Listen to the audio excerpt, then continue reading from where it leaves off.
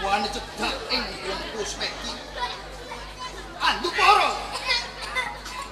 Hei, boten.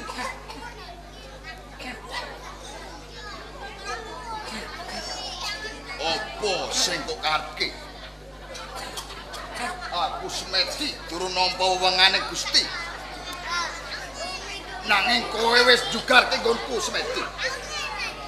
Nuwun sewu, Ndara. Tebih ana ing duka menawi wonten sasar susur. Ndarata Jaya parenga bedhahe bendungan Jala niki. Kula kepengin ngertos, Ndara. Napa to sebabipun ing siang datan daerah nggih to? Dalu datan sare. Pemahas ing sesamun minggah wonten inggile panggung Sangga Buwana. Ingkang dipun kajengaken kados pundi ta, Ndara? Balutru. Nggih. Aku ditetahke ana ing jagat raya. Persasat uripku kuncung nganti gelung. Nggih. Aku ngerti yen Rama Kinarok wis sedo. Nanging sedane Rama Kinarok iki dikersakake marang Gusti apa pancen ana sing renah marang Rama Kinarok. Dados ingkang dipun galih bab perkawis Rama Dalem Prabu Kinarok. Iya. Satenane mati kuwi dikersakake Gusti apa pancen diklenah dening ngaten to? Sampeyan tak aturi pirsa nggih. Ditata lho ya, engko ndak salang surup. Tenanipun, Ndara. Sedanipun ingkang Rama Prabu Kinarok boten kakersakake ing Maha Agung Dewaku boten.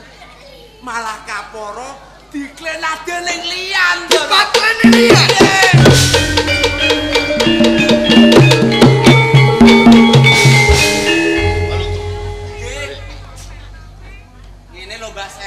Diperseni.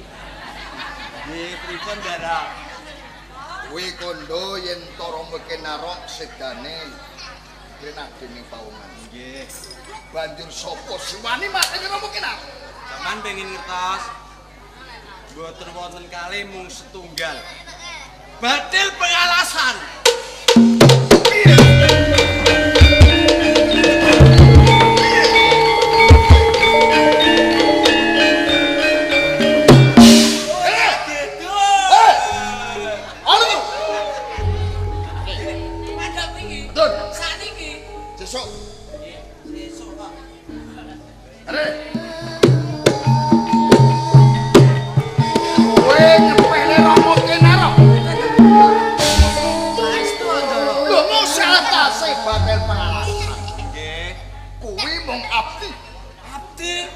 Jelantah nggih. Monggo Rama Kinarok. Nggih. Wis kontak. Sopo pawongan ora bakal wani mateni marang Rama Kinarok. Kok kowe matuin batil pangalasan sing mateni Rama Kinarok? Apa kowe mung cukup nggih. Cukup warta apa ngerti dhewe? Saestu kula ngertos piyambak, Ndara. Nuwun sewu nggih. Batil pengalasan pangkate napa wong desa ra nggih to? Wong desa sasa mangane sego tela lungguhene kloso nek ana BLT ora teko entuk dum-duman ora ana ra nggih to? Wong desa mendina mande galeng ngobetke buntut udan dorane patu. Lho kok wani mateni Sang Prabu lho. Rakyat kecil berani pada presiden tanpa propaganda tidak terlaksana. Wong cilik wani bupati nek ora ana dalange. Lapan mboten Dadi wonten dalange. Mula batil pengalasan. Nggih. Wani mateni Rama Kinarok mergo ana sing perintah. Ana sing perintah perkara dhewe 1 juta ya kok tega. Balut. Nggih. Sopo sing dadi dalang? Sopo sing wani perintah marang batil pengalasan? Kadang Dalem Prabu Anusapati.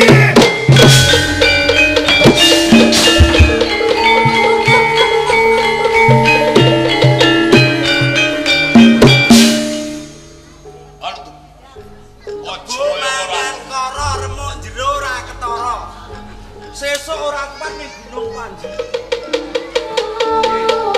Kowe aja ngawur. Saestu Ndara. Bukti menika kasunyatan.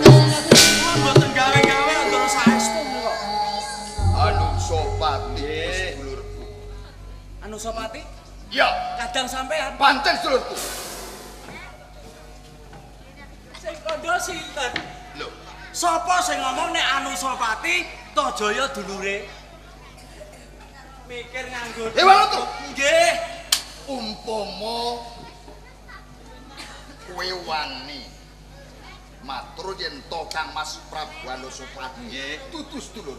Mboten wong liya braya, Anusapati mati Tajaya rageton. Lho wong liya braya, mboten dulur, mboten sanak, mboten gadah. Sawetawis kula tak ndonge nggih. Dimatke kanthi permadi nggih. Rada suwe ya ora apa-apa. Ra ngaten to, Ndara. Napa sebabe kula kandha? Nek Anusapati Tajaya kok wong liya braya nggih to? Anusapati putra dalem sang aku tunggul aptung patutan ken dedes tumapel semau manggonipun. Sang aku tunggul aptung sedo. Negari Komplang, Ndara. Komplang. Sarujuking para kawula kenara. Kalenggahan kedampar kencana dadi ratu. Sri Ranggah Bathara hampur waing bumi sapa kenara. Kondang karo karo. Asmanipun kondang to. Bapak. Ngger apa dalem kok. Ala dik. Kenara anggadhahi putra. Sampeyan dalem toh Jaya. Patutan kalian Ken Umang. Wong saka desa anake begawan lo gawe. Niku sampean. Nek sampean kalih Maesa wong atleng niku dulur. Lho, merga Maesa wong atleng niku putrane Ken Arok patutan kalian Ken Dedes. Nek Maesa wong atleng kali sampean niku dulur asu kula dulure sampean. Lah aku. Nek kula dulure sampean. Lah iya, Asune. tak kampek sih. Mboten nggih, dulur tunggal. Nggih. Ojo. Mboten ah. Anusapati kuwi putrane Tunggul Lamtung patutan Ken Dedes. yen aku. Slira dalem putranipun Ken Arok patutan Ken Umang. Apa sebabe Anusapati ngajab sedane Rama Kinara? Lho, ora ngeten, Ndara. Alam tumapel ana geger sing dituwuhke setan bulak karautan sapa to Ken Arok. Lah nggih to? Ken Arok kala wau maling ning apik kok, Ndara. Malinge karo Cina didemno wong mlarat niku ora sae to. Najan maling ning apik. Maling ning apik. Nggih. Sami mawon kalian goroh ning nguripi, ra ngaten to. Mertobat. Suwita wonten tumapel. Soal mboten ditampi. Niku rak saking pun Ken Dedes. Argi mboten anggadhahi abdi dalem wonten Taman Sari. Lah, Ken Dedes nyuwun, Ken Arok pasuwitanmu tak tampa, lamun kowe bisa yasa Taman Boboji dipun tampi, Ndara. Taman dalem. Nggih, dipun tampi dados abdi dalem panjing wonten Taman Sari. Ya Taman Boboji. Nggih. Wis saka penjawuhe Ken Dedes. Nggih. Lah tiyang niku gepok senggal ta Ndara nggih. Wong wadon kumpul wong lanang bendina kumpul jere menika ana tetembungan Witing Tresna jalaran saka nglibet. Ngaten ta suwe-suwe keseksem Ndara. Sewu akal Ken Arok niku pinter. Piye bisane sang anggota muluk peseda? Yasa pusaka. Semau ya yasa pusaka dereng jangkep sekawan dosa dinten dipun suwun malah ingkang yasa dipejahi kok Ndara. Sing mateni sapa? Nggih, Ken Arok niku. Bapakku Ken Nggih. Arok. Lajeng ingkang damel dipun pejahi nyabda, Ken Arok. Lali-lali dan eling-eling. Besok patimu saka Kris Margapati ya Kyai Gandring lho. Lajeng Ken Arok jumeneng ratu Ndara. Dadi ratu. Lho wong nyelar tak balekke to. Iya, iya. Pengutang nyahar to. Lah nggih.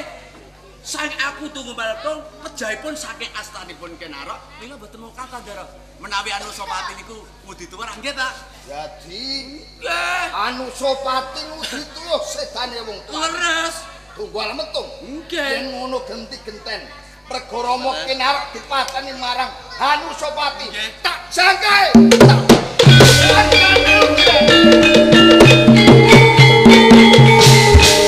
Tidak pundi Ndara. Arep takon dira karo Anusapati. Tangkep Jojo kalian Anusapati. Lho sampean nggih bondono. Lho. Kowe njampes aku iki. Derengke mawon sampean bengajeng kalian Anusapati, sampean ketemu Anusapati didak-idak matake bongoyo modarian lho. Mergo Aku wani. nggih ngertos nek sampean wideksa, gagah gedhe dhuwur. Lho, sapa sing ora ngerti Toh Jaya? Brengose wae sekepelake ta.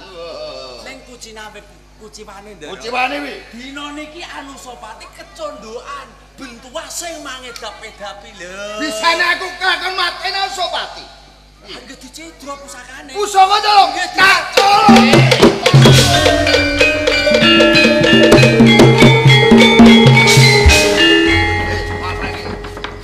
Badhe tindak pundi? Arep nyolong pusaka. Nyolong niku nak awan apa sae?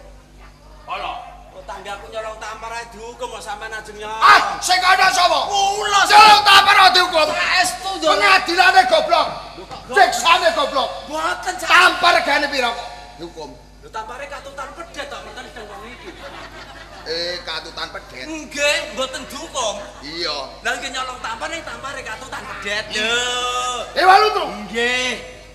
Aku Sumateni Anusapati lamun aku kejodokan Kiai Gandring. Bareng arep tak colong ora entuk apa sebabe. Lho sampean kok nyolong dhewe bayarane pinten? Lho ginanipun kadang dalem napa? Toh pati didhawuhi supaya nyidranane Kiai Gandring nggih Kiai Margapati. Timbalono. Sadika.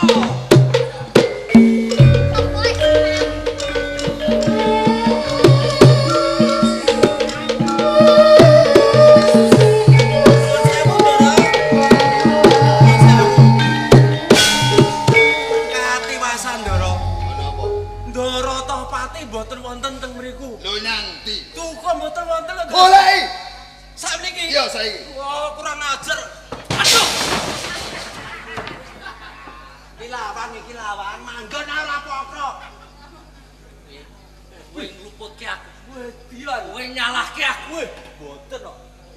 Manggon getak nenek sing karepe piye? Mbok yo mripatmu iki kanggo nyawang. Mpune. Wis ngerti nek ana wong bedhedhek sakmene gedene mok tubruk. Lho Mas kula padasan ya Ndara. Padasan. Aku kok anggap padasan. Mboten. None mok nggo wundu. Ya itu, Pak. Maring dawuh Mas.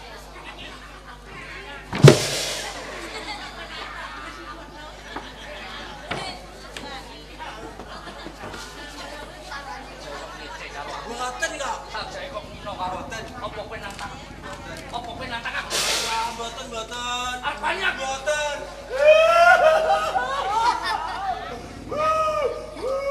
Hei. Nggih. Durung tak kapak-kapake kok nangis kok. Mboten niku Ndara. Apane? Nangis iki lha kula sampeyan daya. Oh, Pak. Maring dawuh. Walu tru. Nggih Ndara. Ya itu, Pak. Apa sebab kita tingbali? Menapa sebabipun Kang Mas? Warta kang gemeling, kang cetha. Ngenani marang sedane Rama Kinarok. Sakmene dudu kapundhut karo Gusti Kang akarya jagat. Lajeng sinten ingkang renah? Dikenah dening Anusapati. Anusapati. Yai, Kang Mas Tohjaya. sumpah ing atimu. Sakwise duwe wong tuwa dikenah dening liyan. Sumpah. Kang Mas Tohjaya. Menawi sampun cetha lan terwaca. Sedanipun Kanjeng Rama dipun krenah kaliyan Kang Mas Anusapati. Iya. Ing mangkenipun nyawa kula ingkang badhe kula tatahaken minangka kagem budi tuwuh sedanipun Yai, kowe bisa mbaleske sedane tuamu. Nanging ora nganggo tutuan nyawamu. Nuwun sewu Kang Mas Tohjaya. Ning kula niki dereng pitados. Lajeng sinten tiyang ingkang sampun aturi pirsa dhateng panjenengan menawi sedanipun Kanjeng Rama dipun sedani kaliyan Kang Mas Anusapati. Sing dongeng Walutru. Pripun? Walutru. Walutru. Walutru. Nggih. Kowe nek ngucap aja waton ngucap. Nek ngucap kudu nganggo watonan. Kanthi dasar apa? Kanjeng Rama dipateni kelawan Anusapati. Kowe kan waton. Gage. Pokoke dhewe aku tak muleh. Walutru. Niku saestu kok. Yen nganti kowe wani goroh lawan Kang Mas Tohjaya. Saestu takon dosa. Karena lho ora? Jam sampean. Aku ora ngancam. Lah sampean diajak pulang dia wani kok. Piye? Masa Kowe nantang aku. Kowe nantang aku. Kowe nantang aku. Kowe nantang aku.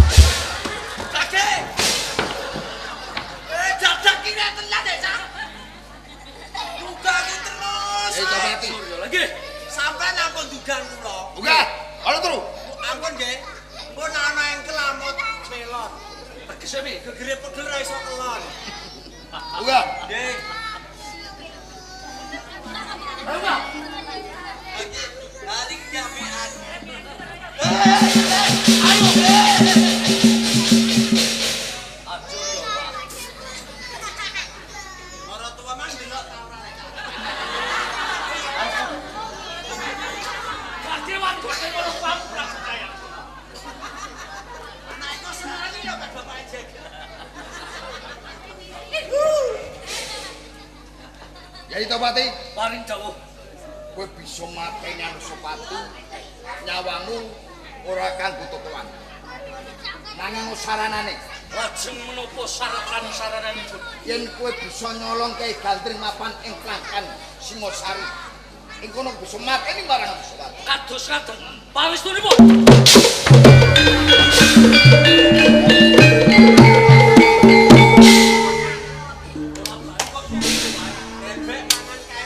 Tegese piye? Awak sobek turut-turut. Ngaten nggih Ndara. Parandene kadang dalem sampun tumindak. Lumarep wonten gedung Pusaka monggo.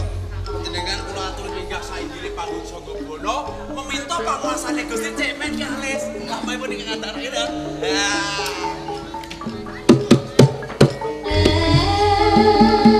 Nah ngene ya Ratu. Kono didu kene, didu kono. Ndak sirah. Ratune mati aku sing dadi ratu.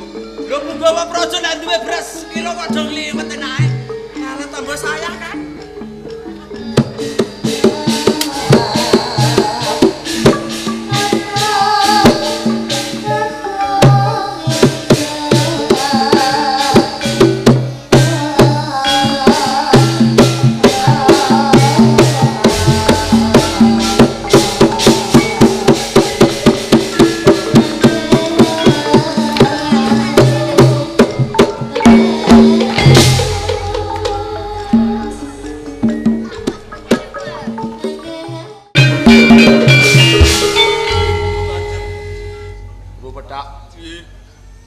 Ana wigati ngopo nganti Kang Slira ndak utus supaya mundhutke duwong Kyai Gandring ning apa sebabe Kang Slira durung ngaturake? Parang nunjuk sinuwun. Ya sak kenake ya. Pilih Kyai Gandring. Ing dinten sak mangke anes sak gedung pusaka. Gandring Anes.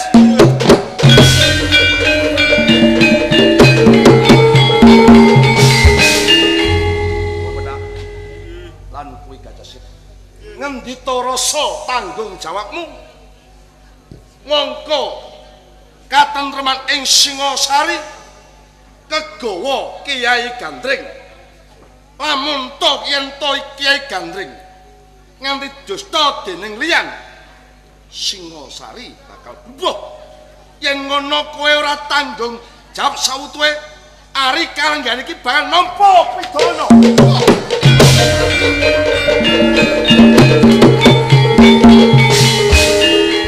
Kula aturi sareh. Yai, kula aturi ngracet Bramantya panjenengan. Awit pinanthi tanggal pepunden Analendra ning Praja Singosari. Yai Maesa Atel. Inggih kula. Yen tono salawijining punggawaning negara lan aparate negara panjenenganku bakal mundhut prisa marang Kang Slira. Yen tono kawula ndarbeni kaluputan kudune kepriye? Yen tono kawula gedhe labuh labete marang negara ing Singosari kuwi piye rasa tanggung jawabe? Menawi wonten kawula ingkang lepat tenggeng negari pari kedah dipun paringi piti. Dah, manggon kuwi ngertenono. Wis kacetha lembu petak kuwi tumindake kleru. Luput marang tatanan negara ing Singosari. Panjenengan ingsun salawijining Nalendra kanggo Binathara. Monggo Ari Kalenggan iki Kyai Gandring Anes saka ing Pagedongan. Anes.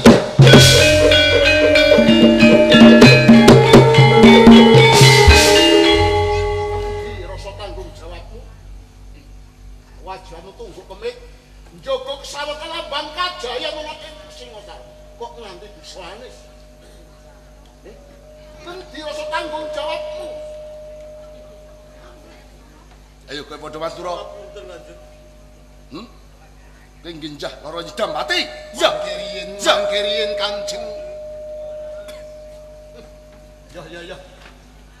Pancen kabeh kuwi wis kok tindakake nggonku tunggu kemit. Nggih, Nanging ewadine kowe isih kecolongan marang Pandung sing sengaja dheweke kepengin nigraning pusaka Margapati ya Kyai Gandring. Ya wis adeleng. Anji Kakang Mas Prabu Anusapati kapejahono petak tartamtu sampun kejak nanging paridetipun limbang-limbang langkung. Wis kacetha yen to lembu petak kowe luput marang tatanan negara ning apa sebabe kang slira kowe nyanjek apa kekarepamu? Kula mboten sabila kalih lembu petak mboten nanging kula badhe ngemutaken awit panjenengan satipun pangayoman Kanjeng. Ya. Pangayoman berbudi bawalaksana mbeklas maring kawulanipun. Ya. Nek panjenengan mejahi kalih lembu petak ing mangke aja-aja piyanika dipun dakwa bilih nalendra ingkang wengis ingkang kejem. Yai, Inji yen to panjenenganku tumindak wengis, tumindak kejem, kuwi wis pas, kuwi wis trep, jalaran dhewe ora netepi kewajiban. Jaga anane kasugihane pusaka Kyai Gandring. Umpama yen to dhewe tanggung sawutuhe, panjenenganku ora bakal paring pipidana. Kang Mas Prabu, Ya, kula mboten sumaguh nanging kula badhe nderek nelsih raja niti perkawis menika. Kula nggadahi kapitayan ingkang tumindak ndusta Kyai Gandring Margapati. Kula nggadahi kapitayan bilih keluarga wonten ing Singosari. isih keluarga ing Singosari.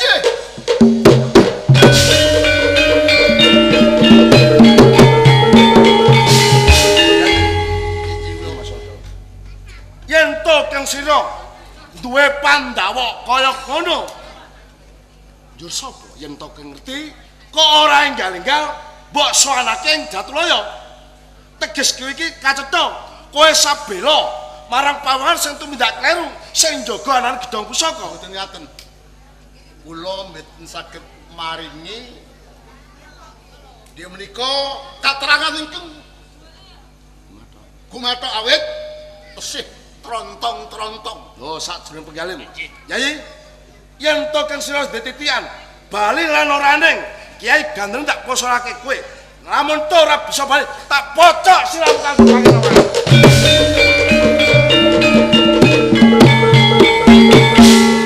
Petak. Ateges aku sabila karo kowe. Mergo apa? Nek aku ora bisa mujudake Kyai Margapati, yo Kyai Gandring, aku nampa pidana digantung ning alun-alun Singosari. Kula nek kiat tantosi perkara iki.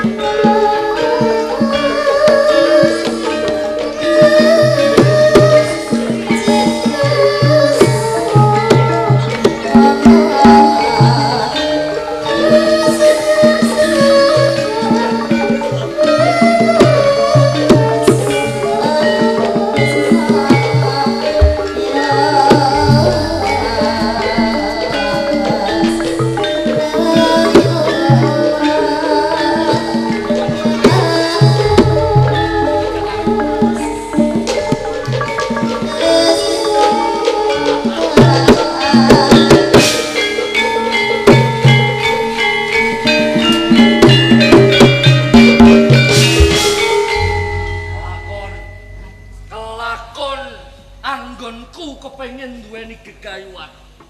Ngudi tuwuh sedane wong tuwa. Anusapati kudu mati saka tangan.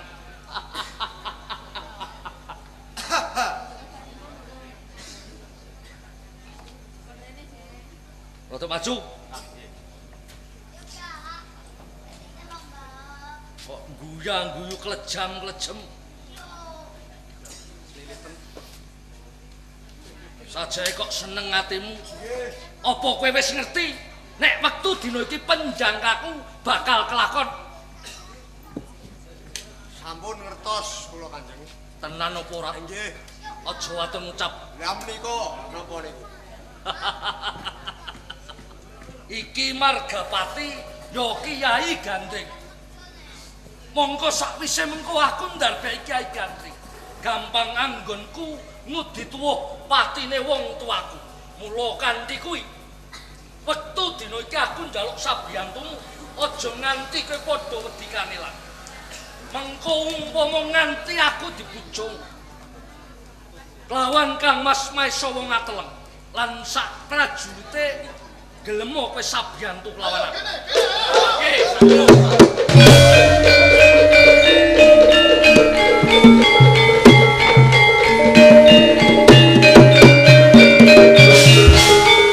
Arah ayune durung adoh. Kang Mas Maesa wong ateleng. Adi Tohpati to. Nggih. Lah kok ndadekake tandha pitakon Adi Tohpati wani ngancekake tlatah Singosari.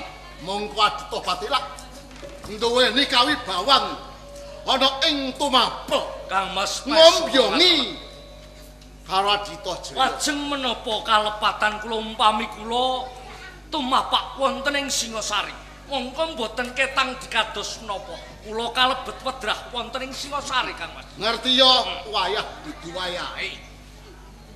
Nyolowadi jubriya jroning ati. Merga iki ana sambungane lakon ana ing Singosari. Tenanipun wonten lelampahan menapa wonten ing kraton Singosari. Lambang kajayan Kyai Margapati ya Kyai Gandring onya saka Plangkan Pusaka. Loh, nek pancen kowe ngerti pawongan sing idra alane Kyai Margapati ya Kyai Gandring. Tuduhke aku sapa pawongan? Kang Mas Maesa wong ateleng. Mongko ilange Kiai Gandring ora ana wong liya braya sing kumawani nyidra. Neng malah kapor. Aku dhewe sing nyidra.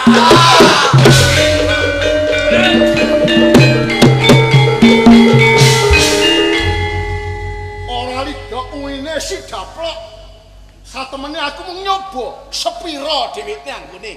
Bekti tumrap marang sesembahane jebul kowe dhewe. Pancen ra tak silaki Kang Mas. Tohpati, Kang Mas Maesa wong ateleng. banjur kok nggopo lembang kajayan ana ing Singosari. Kiai Gandring Margapati kok dusta. Iki Kang Mas mono Maesa wong ateleng. pusaka ning Singosari. Sakwise aku ndarbeki Margapati, ya Kiai Gandring. Iya. Ing mengkone gampang anggonku ngudi tuwuh sedane wong tuaku. Sik tembungmu kok ngudi tuwuh. Sing kok karepke kepiye to Ditopati? Aku kepengin bales patine wong tuaku. Mongko sakwise aku ngerti kabeh dongenge, kabeh lembaraning sejarah, patine wong tuaku jebul ora kapundhut ana ngersane Sang Akarya Jagat, nang dikrenah dening liyan. Mongko pawongan sing kumawani mateni lawan wong tuaku. Ora ana wong liya kejaba Kang Mas Hanusapati. Adi Topati, mandeka semene wae aja nganti ana tembung tunggang turunan. Kang Mas Maesa wong ateleng. Aja kok bacot kang tumindak. Kepengin bales pati. Sampun. Kula nyuwun kanthi leganing manah panjenengan. Panjenengan ampun sisah melu cawe-cawe perkawis menika. Pramila kanthi menika Kang Mas, panjenengan kula aturi kondur wonten ing Singosari. Adi Topati, nek pancen rumangsane aku isih sedulurmu. Nek aku ora bisa mbalekake lambang kajayan Kiai Margapati yo Gandring, aku digantung ning alun-alun Singosari. Nek sampean bacut kepengin njaluk baline Margapati, tak ketoke bocoran perkawis. Adi Topati, Kang Mas Maesa ngateleng. nek pancen kowe ngakoni aku sedulur, wasana karo aku. Kiai Margapati wenehke karo aku Adi Topati. Kepenak sampean rekoso aku. Mongko anggonku nyidra Kyai Gandring. Tak rewangi totoane nyawa. Kok kepenak temen sampean gari jaluk. Kang Mas Maesha ngatelek. Adhita Pati. Sepisan meneh kula nyuwun kanthi leganing manah panjenengan. Ampun ngantos panjenengan melu cawe-cawe perkawis punika. Oh Pati. Yo kene aku ora melu perkara iki. Iki tanggung jawabku. Wenehke. Wenehke yun. Sampean kepen jaluk baline Margapati. Kang Mas Maesha ngatelek. Margapati bakal tak ulunke sampean. Waton wis gumlundung kuluku. Oh Pati atimu atos. Ngalahke aku sewatu ikem. Wujudmu menungso. Nanging sing manding ragamu jajelangan. Neng kabeh ki mau sing jalani dudu aku. Nanging Manusa Pati. Punku ngareh-areh. Aja nganti kadang-kadang sependak sirah. Nanging gambar pisan ora bisa minggu. Nek wis kanggo Kyai Margapati, banjur aku miris karo kowe. Ora. Bagus. Yen pancen kaya ngono, maju sak jangkah batak sembadani. Atine menungso gumantung marang Gusti Kang Makarya Jagat. Ayo kok kowe nek ki ora. Nek pancen sampean bacut, aku tegel karo kowe. Kok mati.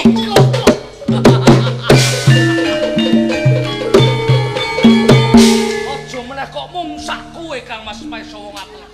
Ayo, Manusa Pati kon maju ana ing pengarepanku. Bakal tak tigas janggane.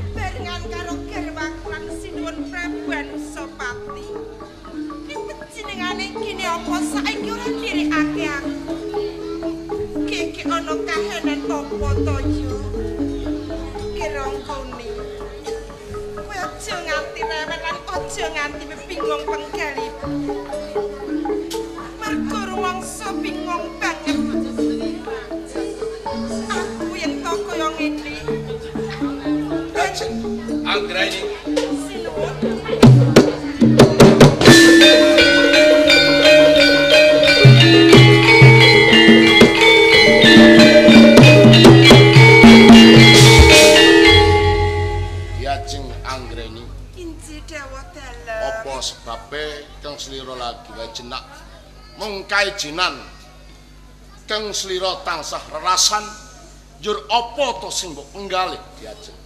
Punten dalem sewu Kang Mas Prabu. Anggreni. Mergi ngantos kula menika mboten jenak anggen kula mapan wonten ing papan menika. Jalaran kula menika katemben ngraosaken swasana wonten ing Singosari. Yetosipun menapa to Kang Mas? Kok panjenengan ento kula dulu papolatane mboten sekeca Kang Mas. Lajeng Anggreni. Pancen ora kleru saka pandulumu.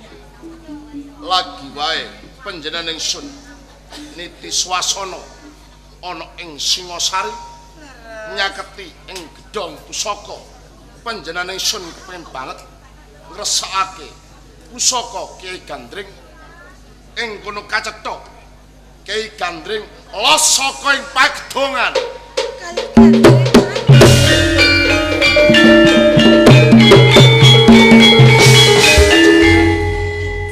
Apa mung cukup semene nggonku ngembat praja ing Singasari mongko katentremaning ing kraton Singasari kegawa Kyai Gandring. Yer sapa to satenaning sing tumindak dusta ananing Kyai Gandring diajak. Sinuwun Prabu. Ya. Menawi kados ngaten nyarengi anggen kula nyupena sinuwun. Barengi nggonmu nyupena. Panjenipun kados ngaten. Anggreni. Yen to kang sira ngandhakake barengi nggonmu nyupena. Saiki panjenengan ingsun bakal mangerteni utawa ngrungake nggonmu nyupena kuwi ngopo Sinuwun Prabu Anusapati. Ya Dajeng. Kala dalu kula menika katemben nyupena. Ya. Rumaos kula panjenengan dalah kula menika katemben nitih baita. Ya. Wonten tenging samudra Asmara. Baita kala wau boten ngertos sangkan paraning dumati. Wonten ombak ingkang ageng sanget. Ya. Sinareng ngaten sinuwun. Ya kepiye? Sinareng baita kala wau kasempya ombak ingkang ageng. Kula dalah ingkang putra panjenengan pun Ranggani saged dipun tulungi lan saged dipun slamet. Matur nuwun yen to keluarga ing Singasari kang sira lan putramu Ranggawuni bisa dislametke. Kang sira kudu muji syukur ngesaning Bathara kang gelar jagat to Dajeng. Nanging sinuwun, Nanging kepiye ya? imanipun panjenengan direk kasempya ombak ingkang ageng kala wau sinuwun Prabu. Panjenengan aku kasempyok dening ombak sing gedhe.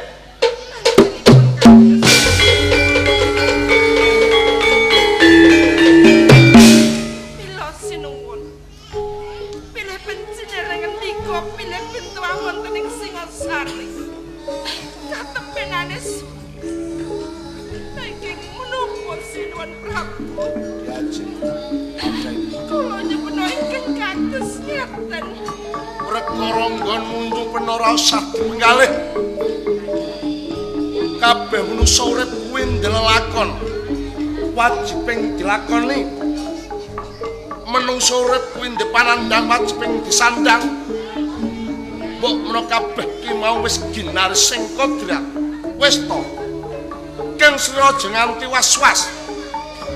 Yen to manungsa urip gelem prihatin aja nganti was-was. Yen to kang sira was-was bakal muni Mas. Ya. Kepiye? Panjenengan niku ingkang kados ngaten. Jalaran kula kuwatos sanget sinuwun. Ngantos sedaya lelampahan menika numusi kalian anggen kula nyupena. Lajeng kados pundi gesangipun ingkang putra dalah kula sinuwun. Ya jeneng.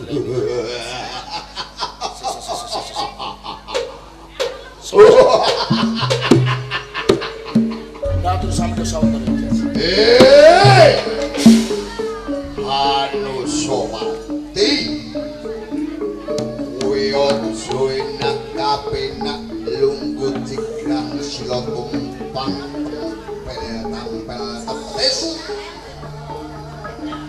matwa saka ing kaca Singasari Dona kutok Jaya Tajaya. Apa karepmu kowe Tajaya? Apa kowe karepmu? King napa ingkang kadang ingkang kados ngaten. Malah Tajaya sak mangken nantang kalian panjenengan sinuwun. Menapa ingkang dipun kersakaken kalian ingkang kadang. Lajeng Anggreni. Mbok menawa Yayi Tajaya kapang karo pun Kakang Alang Semana isih kaya rana mung kelangan aku lan Yayi Tajaya kuwi adu jago mbok menawa dhewe kepengin bantak lipur wis dicepaki sawung. Dadi perkara iki kang sira ndak atur jenang. Aja nderekake pun Kakang ya. Aja ora kena ya. Kula tetep dhisik sinasa panjenengan badhe kalian kakak kula pun kanjeng. Mongko ning dabar kawat kendang waja. Adu sawung kae. Oke, para boto-boto. Tak tinggalake. Aja nganggur.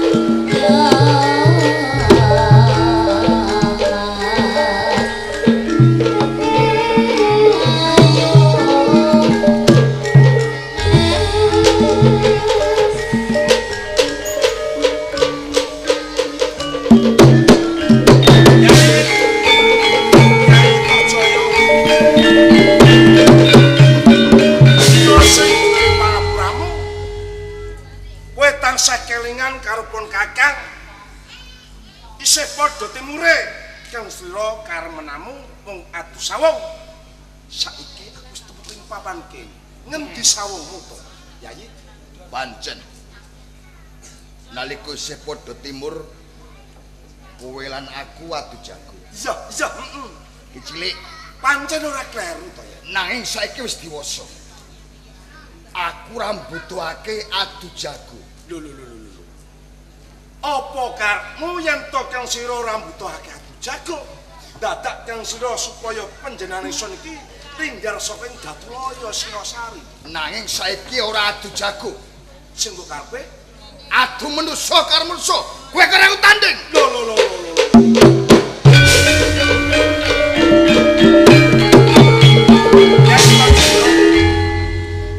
Yen to kang sira iki lagi lali, panjenengan ingsun iki bakal ngelingke marang kang sira awit apa? Magepokan kapribaden kacetha Tajaya kuwi kadangipun Kakang.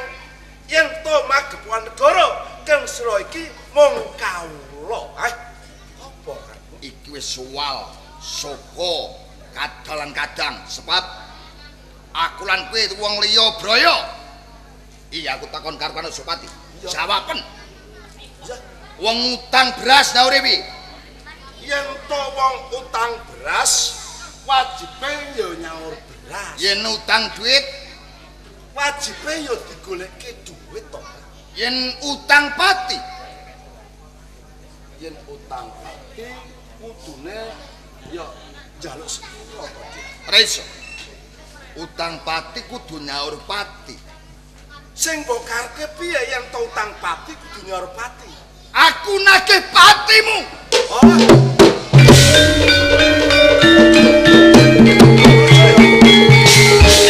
Yen to kowe nagih perkara pati, aku ora rumangsane nganakake Rajapati. Ning ya gene kang sira sing tumindak sing kaya ngono Aku takon karo kowe, sapa sing wani mateni Rama Kinarok? Sapa Anusapati? Yen to kowe nlesih perkara patining wong tuamu ya Kinarok. Kuwi ora ana liya Badar Pengalasan. Nanging badal pengalasan kuwi mung sak drema kongkonan.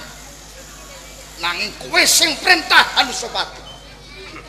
Dina iki aku nagih kaya wong utang duit. Aku nagih patimu. Jalan ke mateni karo wong tuaku Kinarok.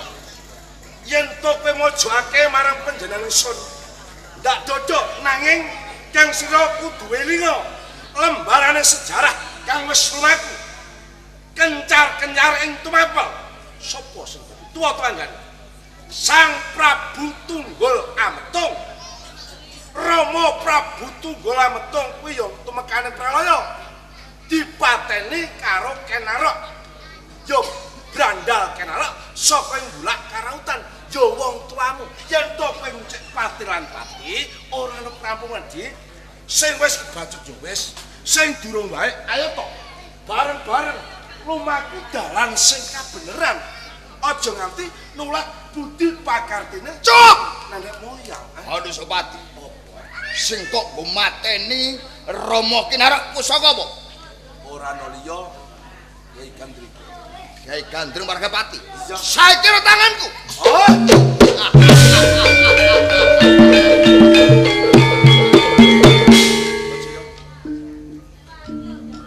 Gandeng panjenengan sing ngrasani suasana Kyai Gandring suwun lirane sakjroning priyane Iya. suwun Sialo. Nzo. Maju. tenan kok yen ngono perkataan tak senang Yo.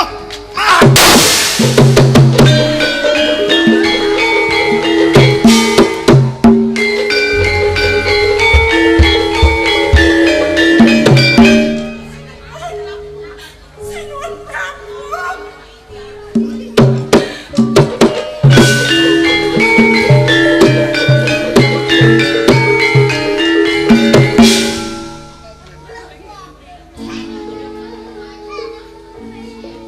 Ampun kakang Jatualang Kanjang ketua marang kakang dhewe toh Wong atas atas. Wong kawesipun dhewe ketua Pati Sutarmanu kenarok dhewe ora nerima aku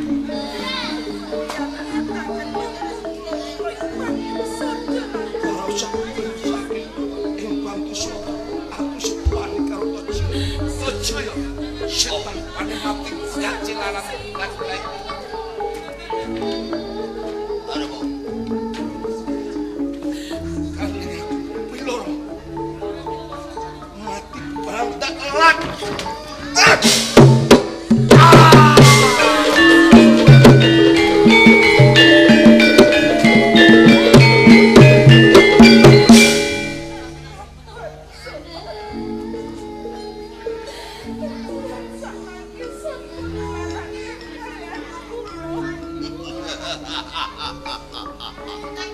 Andre.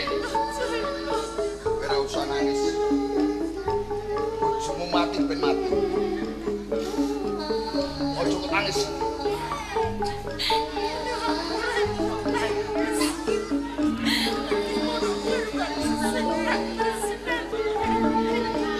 Aku ngerti.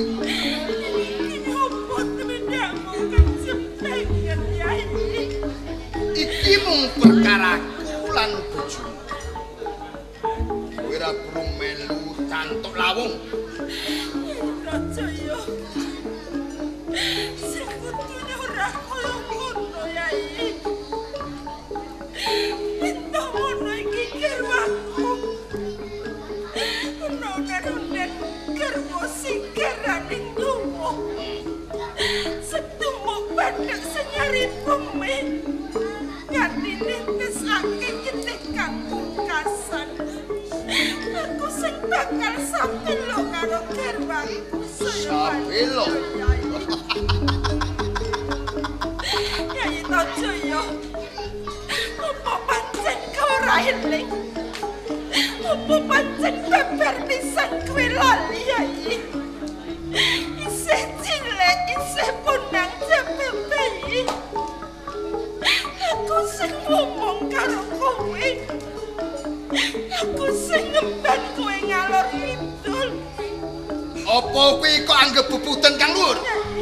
Ya, Kini ora kaya ngono. iki mergo kanggo nutupi wadih cek men aku ora ngerti kabeh. Lah kok napa to aku? Yai Tajaya, yen to kowe menungso sing rasa kamanungsan. Kowe menungso sing duwening balas budi karo wong tuwa.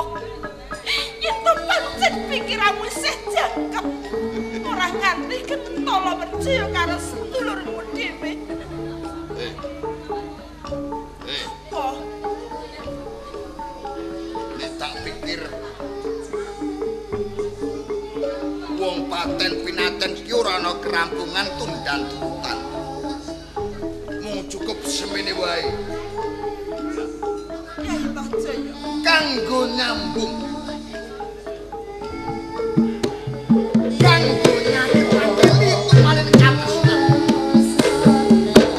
Aku lan kowe aja nganti pisah.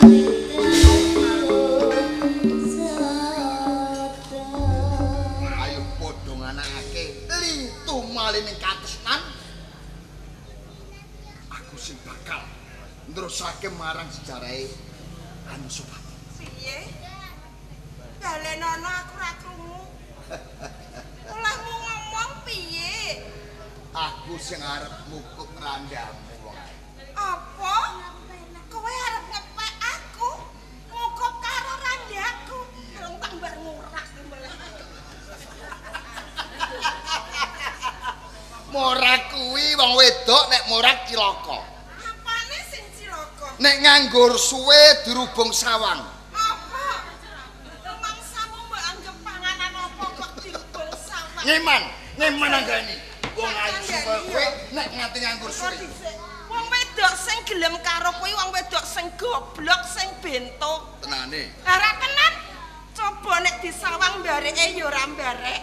Baguse ya ora bagus. Dhuwure sih kalah karo aku. Duwike ra patek duwe. Lho, Ngopo aku ndek bojo kowe alung tok wong kene aku. tenan piye? Maksam, Kayane apane sing kayane? Ya sambi barang deng Wong aku mau dikandani. Iya. Ayo. Tandur sore sing tempah sapa? Terus? Tandur mapak ijo godhonge. Maksude. Nganggur suwe sing betah sapa ditinggal mati bojone. Nah, rungokke. Nuwun sewu nggih, Ndara. Iya. Mesake purnapane Sang Prabu Anusapati. Arep mbok buak kon. Nggih to. Juga jurang. Nggih. Turke jurang. Lah mati mawon. Digoreng yo wae perawane. Sakeh karo garwaku. Wanda, aja sampe goreng. Ayo cukre jurang. Yalah kesuwen. Suwe.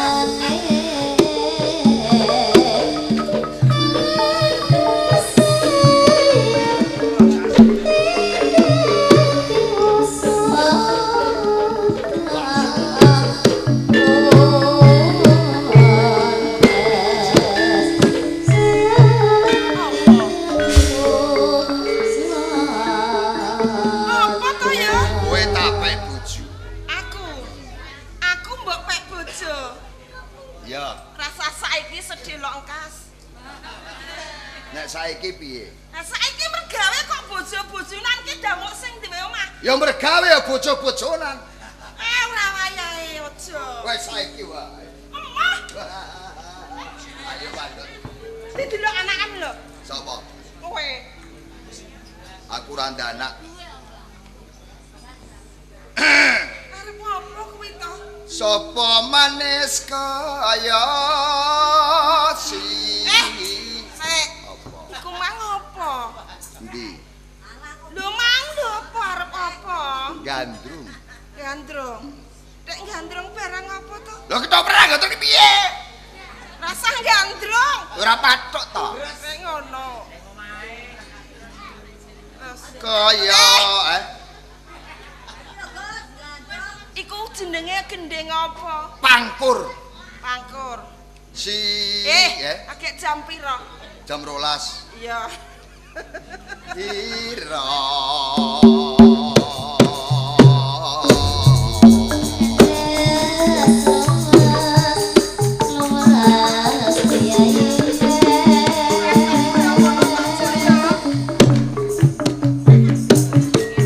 Ayo kunde.